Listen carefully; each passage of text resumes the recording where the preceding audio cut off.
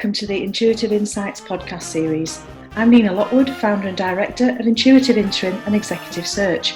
Throughout this series, I will be sharing engaging conversations with talented leaders from across the UK transport sector. Hello, and welcome to this very special edition of the Intuitive Insights podcast. This one has been specially recorded to celebrate Rail Safety Week 2021. And I'm delighted to say I'm joined by Olly Glover, who is the Head of Safety, Health and Environment for the North and Eastern route of Network Rail. Olly Glover, welcome to this special episode of the Intuitive Insights podcast. We're doing for Rail Safety Week, and I'm going to refer to my notes to make sure that I get your job title correct, because it's quite a long one. Head of Safety, Health and Environment for the North and East route at Network Rail. Welcome. Thank you. Thank you for having me. It's an absolute pleasure.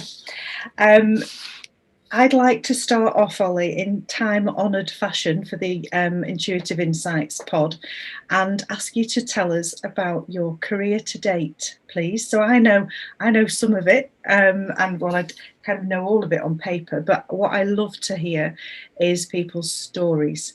And I'd like you to go back to the beginning in terms of the choices you've made and how ultimately you've got into the role that you're currently doing, and tell us a bit more about what that role entails. Is there a typical day in the life of or week in the life of the Head of Safety, Health and Environment at Network Rail? Yeah. So I started on the railway in 2006 as a management trainee for Network Rail. So yes, I started working full-time for Network Rail 3 days after graduating because I'd had enough of that rather bizarre and distance from reality student life. I know academia is great for some people, but for me, I'd had my fill. Yes, was on the operations and customer services training scheme for Network Rail, based in the Northwest.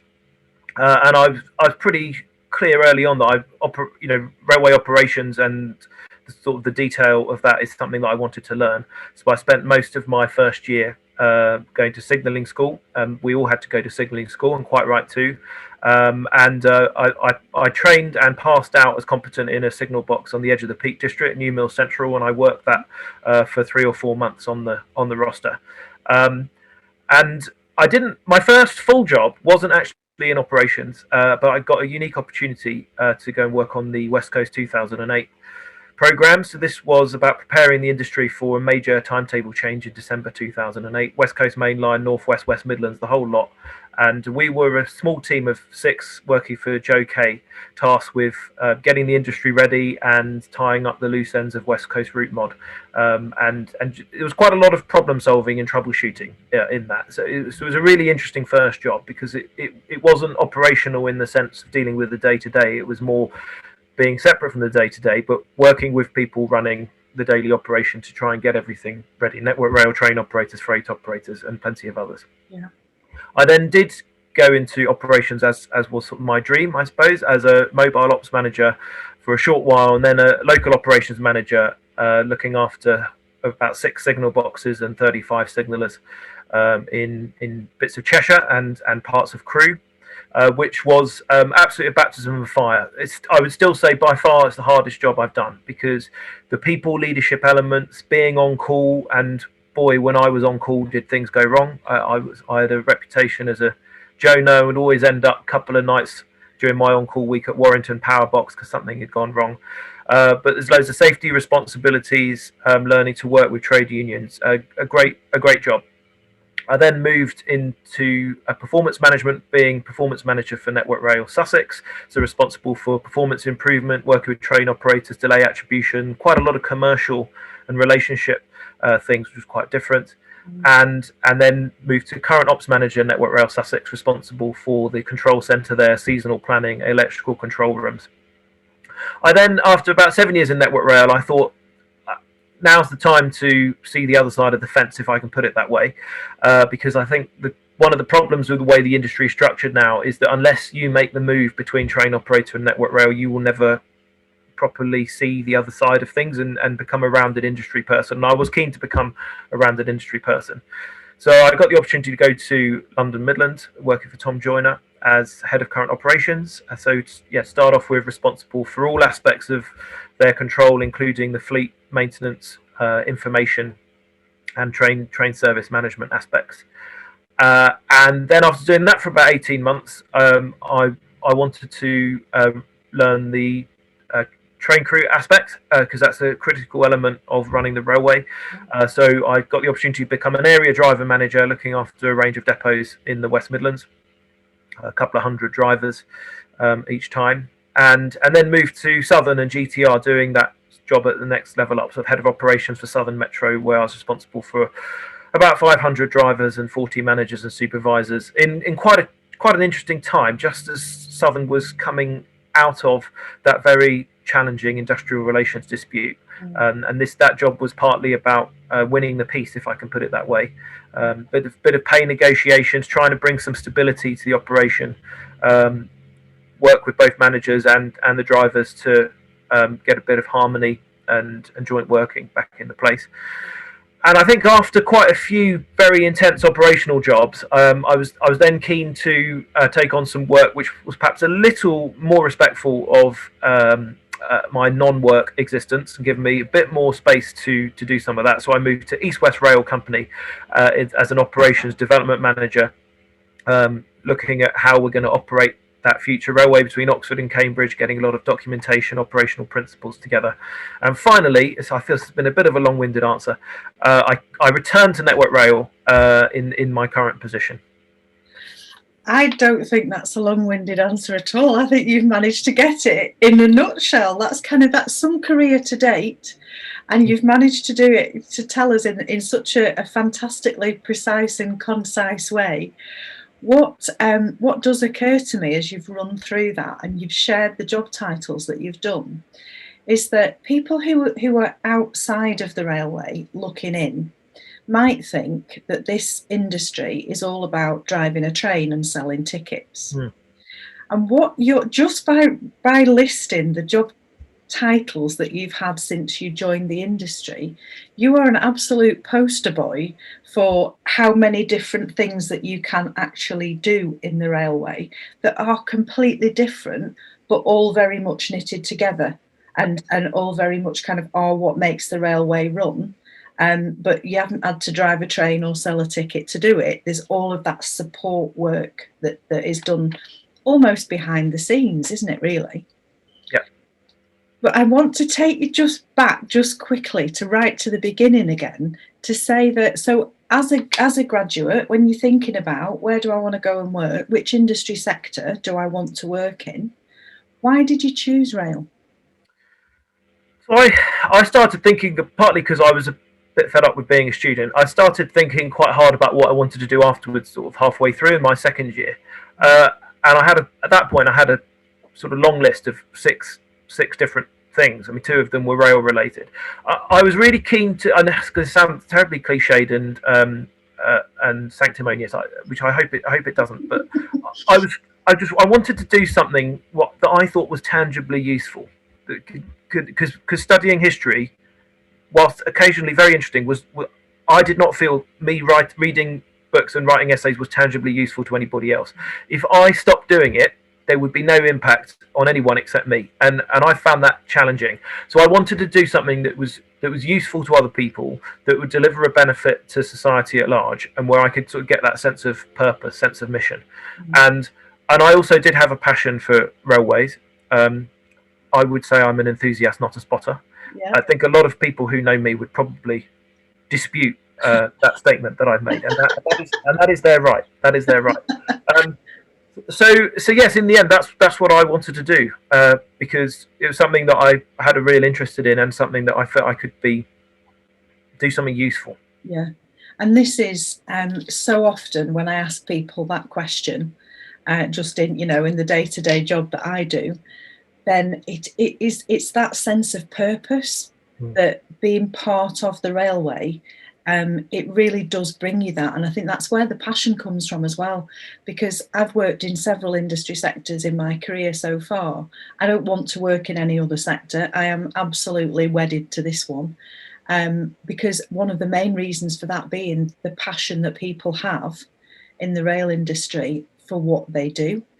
And you know, there clearly have been some really challenging times recently, but that passion has never gone away. It's kind of, no, we're here to do it, and yes, we're only doing it for a very small percentage of the population at the moment and over the last 15 months, but actually we've had an even greater sense of purpose, because the people that we are carrying are the people who are keeping the rest of the nation going in this terms of this key worker status. So I completely understand what you're saying. It's kind of, yes, absolutely tangibly useful. And I love the comparison there in terms of writing history essays. My daughter's about to embark on a history degree in September, hopefully at Leeds. So I won't share that bit with her just yet. Maybe I'll wait till she's in her second year. But well, some people love it. You know, plenty of friends of mine, they stayed in academia. They've done PhDs. It's and it was great for a while. And other aspects of university I definitely enjoyed. There's no question about it. I'm sure that's a whole different conversation. One of the things that we've noticed from our kind of exec search element of Intuitive and what we do, we've worked on a few safety roles recently, safety director roles for clients.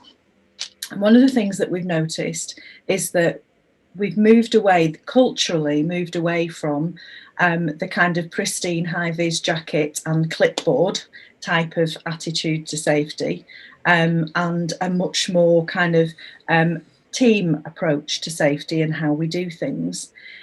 Is that something that you've recognised, Olly, do you think, in the time that you've been in the rail industry, or not? Has it changed? I think I have seen some change. I think it is still quite traditional in lots of ways. I mean, the fact that I'm doing this job in some ways is a marker of that change, because I don't on paper, I don't have a sort of formal safety or health background. I mean, yes, I've been involved in managing safety critical activity, very much so, but I'm not a sort of regular appointment. I think there is an increasing focus on looking at just behaviours and human factors and psychology, but I think there needs to be a lot more of that, whilst also retaining some of that sort of independent audit and assurance role.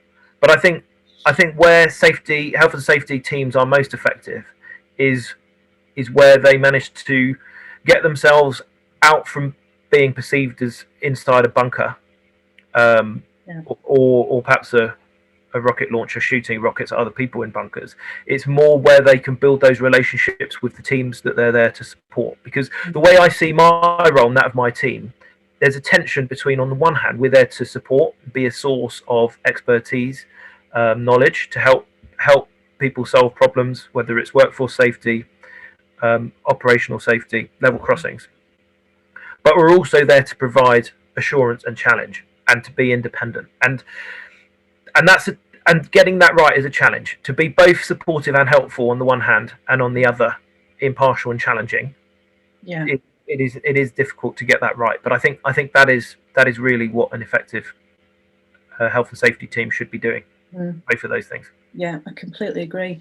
And the other thing that I guess makes it more interesting, to use that word, is the fact that it's not just Network Rail employees, is it? Because there are a huge number of contractors which are involved in keeping the railway safe.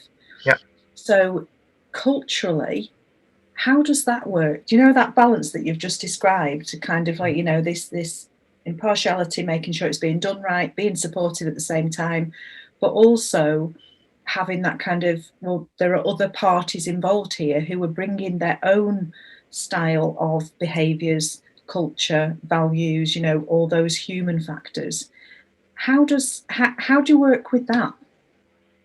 Yeah, I mean, in terms of me personally, I don't have that much to do with contractors, in the sense that's mostly a different bit of Network Rail. But from what I have seen, that's interesting, because in some aspects there is evidence that some contractors, they're more advanced in their safety culture and their processes than we are internally. Right. I may very well might get shot for saying that.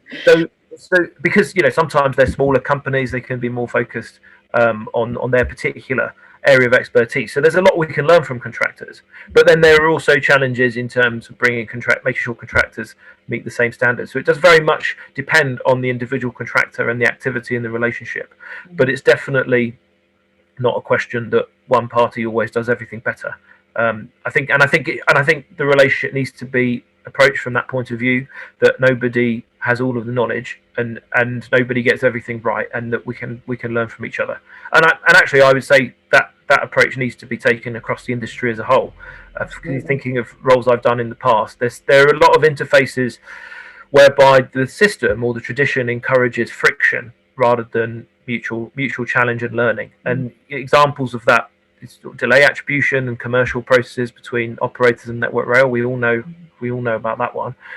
The whole industrial relations thing between employer and trade unions, that is often dominated by friction rather than mutual learning. So I think that for me is a theme that goes across the whole industry. How do we move more to mutual support, challenge and learning rather than friction and conflict?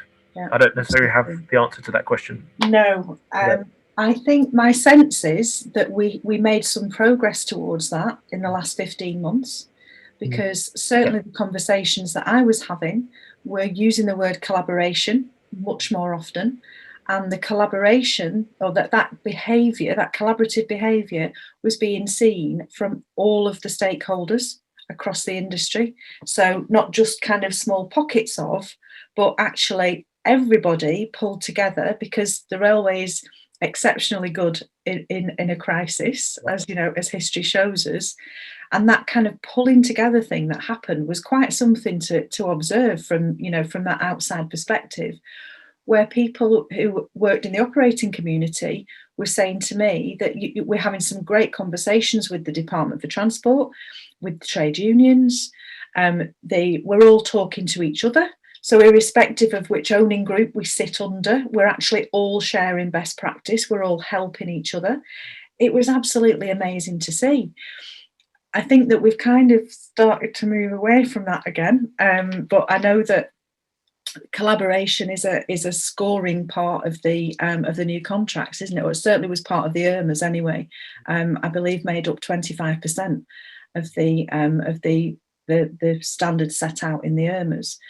For the TOCs in terms of collaboration, but I don't know how that was measured, so I'm yet to learn that, although I have asked the question several times.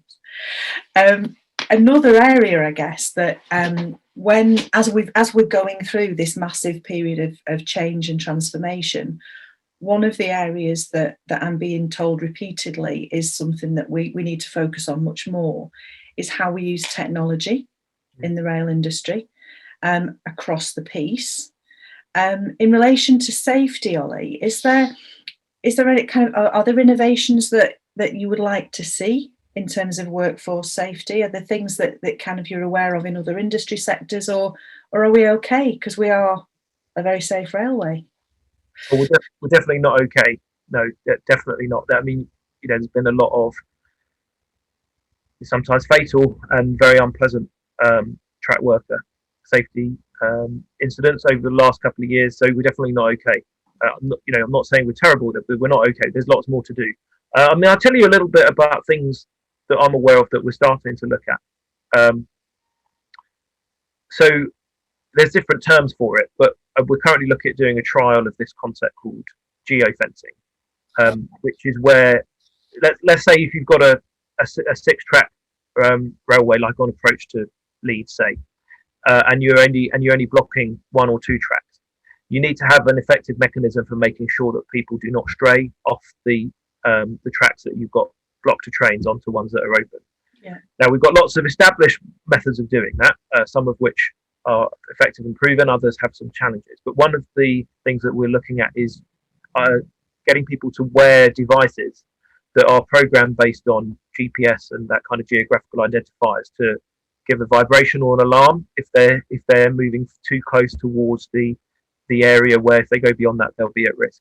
So that's an example of something quite new that we're looking at from a technology perspective. But we need to use technology a lot more. The real problem that we have in the rail industry, and particularly here, but it's not just here, is that a lot of our, nearly all of our signalling is still non-digital. It still relies on semaphore signals, track circuits, axle counters, uh, and mostly it's very labour intensive. It's very manual. Mm. If we were to embrace digital signalling, ETCS, a lot more, then it makes it much more. It makes it much easier to integrate your track worker safety measures into that system, because ETCS is a whole solution. There are manuals and processes and proven ways of doing everything digitally, rather than when you re-signal a semaphore railway into axle counters. There is nothing inherent about that signalling system that is linked to your need to patrol it and to have the track worker safety guaranteed. Yes, you can try and build things into that, but you're having to come up with manual systems that take account of that signalling to try and keep people safe. Whereas really, if we were to think about everything as a whole in terms of the railway and how we run it, and specify how we do re-signalling and rolling stock procurement in the future, then you can take all of those things into account. We're obviously some way away from that, but ETCS is coming to the southern end of the East Coast Main Line in the next few years. But in the meantime, yes, we need to think harder about what technology is out there that can help us bridge that gap. And I think we definitely need to look at other industries a lot more. Yeah, definitely. Another thing that we're trialing, actually, a good example of something that we are looking at that we have got from another industry is Thames Water uses this app, which is useful for lone workers in the sense that it sort of monitors where they are and sort of keeps an eye on them if contact is lost. But it's also used for asset inspections. You log in with the app when you inspect the asset, you take photos of it. That then feeds a database which logs all the information about that asset. So one of the things that we're trialing with is with our level crossing managers, to make it a bit easier for them to do level crossing inspections and record them. But it's also useful for lone workers in terms of having a much better way of keeping track of where someone is in case they do need help. Because I love walking in mountains and often by myself, and there was one time whereby I did get into a lot of difficulty, and I got into bad habits in terms of my preparation, and that's just an example. And one of the things they say if you go walking in remote areas by yourself is leave your route with somebody before you go, and as far as the communication allows, advise regularly where you've got to on that route. And I think for lone workers on the railway, we need to be adopting that same principle more than we are at the moment. Yeah, absolutely. I wonder whether, as we're speaking today, we're kind of a week and a half after the publication of the long-awaited Williams-Shapps white paper. There was no major changes proposed for safety within that white paper, as I understand it. But I wonder whether, just listening to you and kind of playing it forward in my own head, whether actually having Great British Railways as one body, as that kind of bringing all of the industry together in relation to the future, what we're going to look like, how we're going to operate. Do you see that as something which is going to positively benefit the safety culture, Olly, kind of having everything under one roof? I think that will help. It won't fix it in and of itself, but I think it helps. For something that relies on a lot of planning, like the railway, I just think in general fewer interfaces better. Fewer interfaces between the parts, because more interfaces leads to more paperwork, more meetings, more documentation, more focus on your individual bit, not the whole. So from that point of view, I think it will. But changing structures in and of itself does not fix things. In the same way that technology in and of itself doesn't. You always need to be thinking about the people element. And I think that's probably the biggest challenge, I would say, in terms of improving safety, is how do we get people, and I include myself in this, by the way, to think differently. We're creatures of habit and routine, a lot of human beings. If we've been doing an activity day in, day out for 30 years, we think we're just unquestionable experts in that. We think we're completely safe. Driving cars is a great example of this.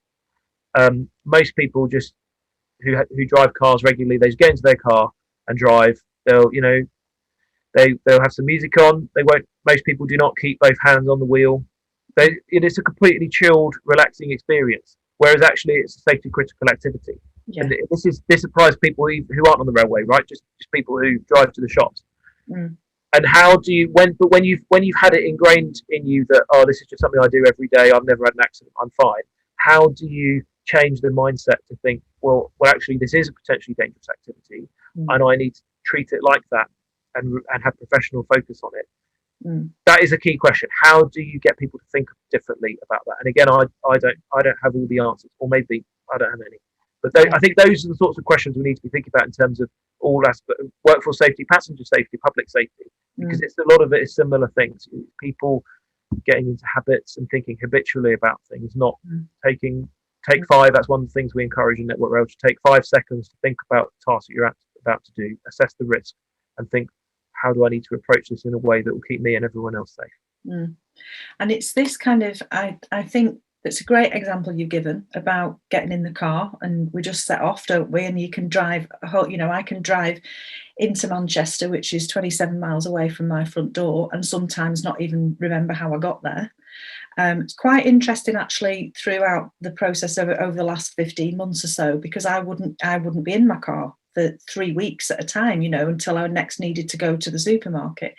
And that was quite interesting for me, because I did actually get in the car a few times and have to think, right, where am I going?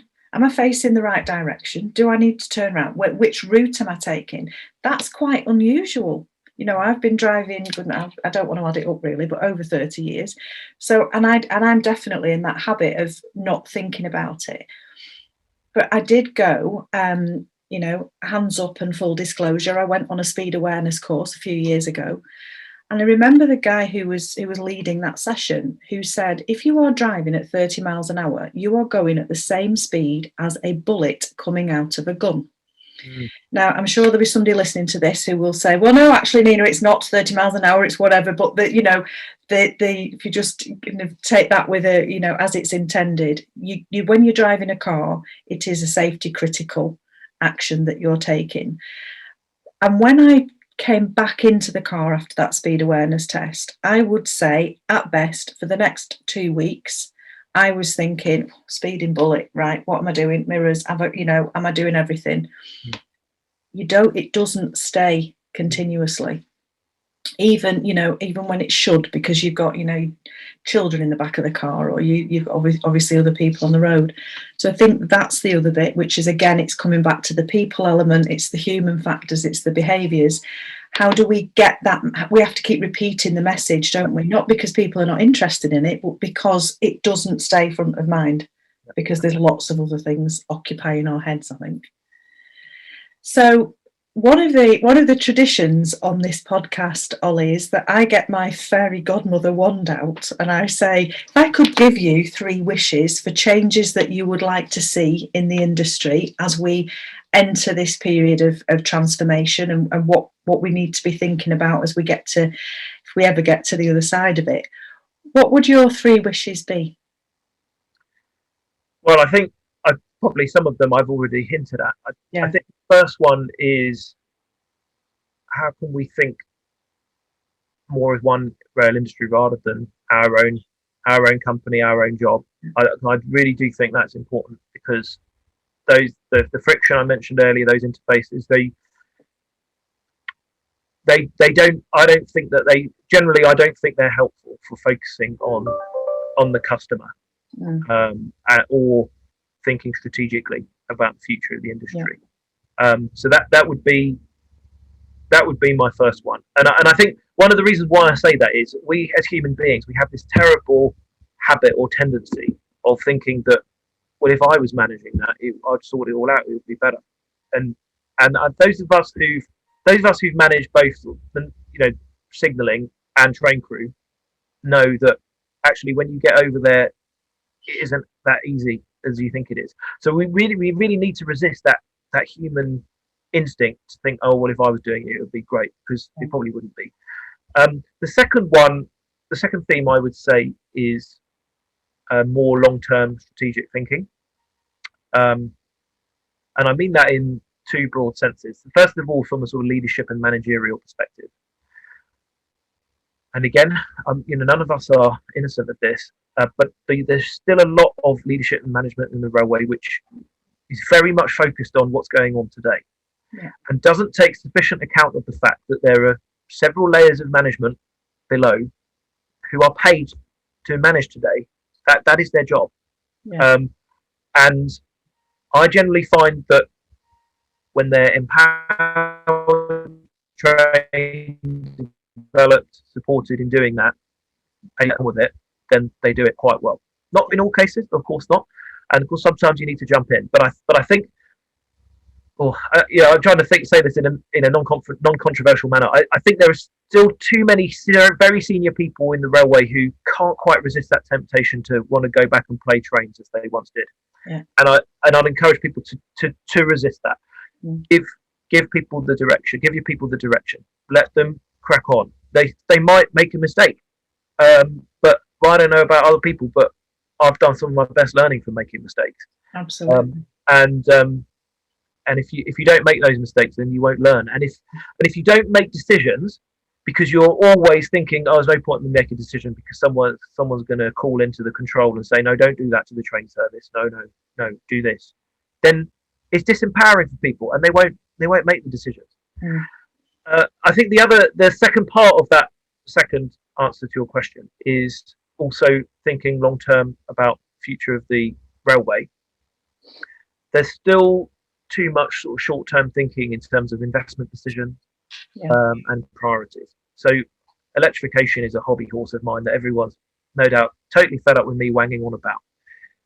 There's so much focus on the capital cost, and given ones that have not gone well, like Great Western, you can understand some of that. So I do understand where government is thinking of, but if we're serious about decarbonisation, we can have all the electric response vehicles as we want. We can put as many solar panels as we like on station roofs, but all of that is like repainting the walls of your house whilst your house is burning. If we don't get on and electrify and decarbonise, it will not be easier or cheaper to do it in 10 years than getting started on it now.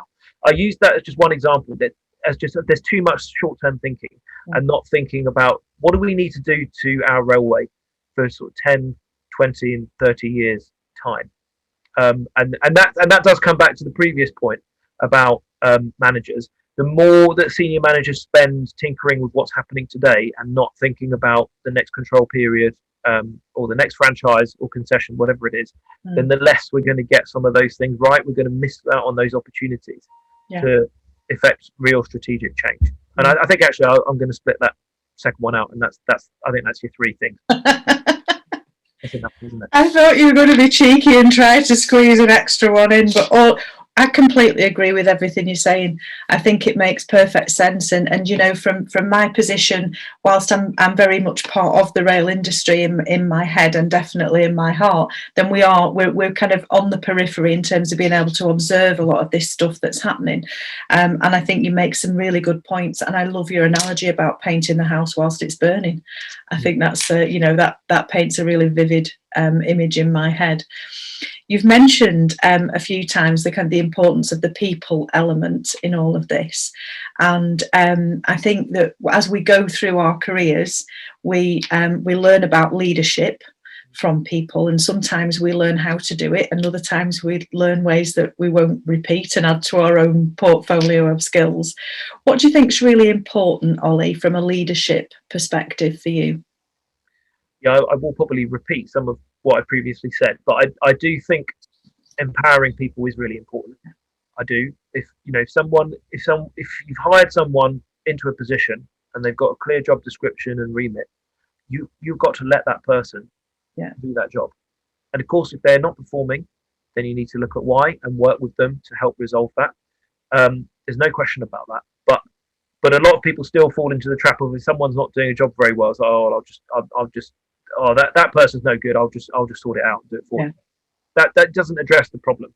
So I think empowerment is really important. I think humanity is a really important thing to bring to the workplace. Oh God, that sounds like some tosh from LinkedIn, doesn't it? What do I mean by that? I think being authentically genuine is really important at work. I think there is still quite a lot of this in the railway, that people think there's this artificial divide between who you are at work and who you are as a wider person. Obviously, there have to be some boundaries at work, but I think if people are going to be their best at work, they shouldn't be that different to how they are at home with their family, with their friends, with volunteering, whatever it is that they do, because they'll be repressing something, and you'll lose that creativity, that innovation, that genuine character we bring to things. So I think creating an environment where people feel free to have a bit of humour, obviously appropriate humour, of course, to be passionate about something, to have debates about things. I think that is all to the good. I think the third thing is you've got to get people talking, and an example of this is, occasionally, you hear of tales, and I'm not going to say whether this has ever been me, of people nod off in meetings, and people are like, "Oh, that's so unprofessional. That's really bad. That person should not have nodded off in a meeting." And of course, some of that is very true. People shouldn't nod off in meetings. But my thought on that is, why did that person nod off in a meeting? Yes, there might be some lifestyle factors that they're not managing well, but what was it about that meeting that was so boring that enabled them to fall asleep? Why was it not interactive? Why were they not being brought into the conversation? Why was the presentation really, really drab? And so if you're going to have meetings and you're going to make people work well together, make it interactive. Make it more of a discussion. Ask them to bring agenda items to the table when there's a team meeting. Don't think that you, as the head of department or manager, have to dominate it all. Get people involved, get people talking, get people thinking. Because I'll just give you a very brief example of this. I was asked to do a review as to a period brief of one kind or another, and I've been meaning to do it for ages, and I kept forgetting. So just in my team meeting, I just asked people, the period brief that we get from X, what do you think? And they just let the conversation flow. And the amount of insight I got from that, simply by asking people what they thought. I know this sounds really obvious and platitudinous. I'm not going to be able to write a book about the scale of this insight, but I answered the question. And that's better than I would have answered it if I just gave my views. I think that's one of the challenges around leadership, is that quite often people feel like they need to have all the answers. I fall victim of that myself. I think, I ought to know that, instead of actually, recognising that I've got a team around me of people who know a lot, and in many cases know a lot more than I do in different areas. So that kind of ability to say, actually, I don't have all the answers and I'd really appreciate your input, I think is a really valid point. Exactly, and none of us know everything about everything. I mean, we just don't. And even when we've got really strong conviction about something, and I'm very guilty about this. Close friends of mine will say, "Oh, Ollie, you never change your mind. You've got such a fixed viewpoint." I will change my mind if there's good evidence, but maybe I need to think more about how I can be receptive to that. I can't remember which ancient philosopher it was. It might have been Socrates, who said, "Wise is he who knows he does not know." And obviously, not just he, she, and they as well. Yes, but it's still valid, thousands of years later, because sometimes it is best to just say, "I don't know the answer to this. Can you help me? Can you educate me?" And quite often those, and again, I guess, as we're doing this for Rail Safety Week, we're kind of bringing that back to the safety culture. When people are out working on the front line kind of every day, there's so many ideas and innovations and thoughts that they're having because they're in it. And they, think, well, it would be better if we did it like this. It would be safer if we did it like that. But again, as leaders, we've got to have enough people who can say, so tell me, what's your experience? What's going on for you? Exactly. How can we change this? How can we make it better? Exactly. And I absolutely love your statement about authentically genuine, bringing your whole self to work, which is something that, we are moving towards, although perhaps not at the pace that I would like us to be, but that vision for the future where everyone can debate, they can share their thoughts, they can do that in an environment where they know they're not going to get shot down because there's genuinely no such thing as a bad idea. So thank you for those. I'm going to bring, as much as I don't want to, because I'm really enjoying our conversation, as I always do, But I'm going to bring the discussion to a close by asking you to share a quote for me, please. It's something that I always ask my guests, and I know the audience really appreciate hearing different quotes from different people. So do you have something, some words of wisdom that you'd like to leave us with, Olly? Well, I should leave it to the audience to decide if it is wisdom or not. But and it's not a hugely creative quote either. It's one that anyone who's ever been on a leadership course will no doubt have heard. People think Gandhi said, "Be the change you want to see," but Gandhi didn't actually say that. It is an urban myth, but it is very much in line with what the sort of thing Gandhi would have said, and I still think it's valid because I think on two levels. So the first thing is, if you really want to make a change happen that involves changing other people's minds, you're not doing it yourself. You'll just be seen as a hypocrite or a virtue signaler, if I can use that phrase controversially. Yeah. And I think environmental and sustainability change is a really good example of this. There's no point hectoring to someone about how they drive their car for their weekly shop if you're flying off for a city break every month. It doesn't hold water. Yeah. The second aspect of that is particularly important for leadership. If you're not exhibiting the culture, the attitude, the change that you're encouraging other people to do, then no one's going to take you seriously. One of the most toxic leadership behaviours that I've seen is the whole don't do as I do as I say. Yes. There's no better way of making your people either hate you or think you're a joke than people who do that. So yes, that would be my non-real quote. I love it. Be the change you want to see. A perfect quote to end our conversation. My huge thanks for taking part in the Intuitive Insights podcast, Olly, the special edition for Rail Safety Week. I know that the audience is going to be really interested in the conversation we've just had, because as I say, I could carry on for quite a while yet, but I shall let you go. Thank you so much, and all the best to you. No, thank you for the opportunity. A huge thanks to Olly. It's always an interesting conversation, and I could have gone on for a good bit longer than we did.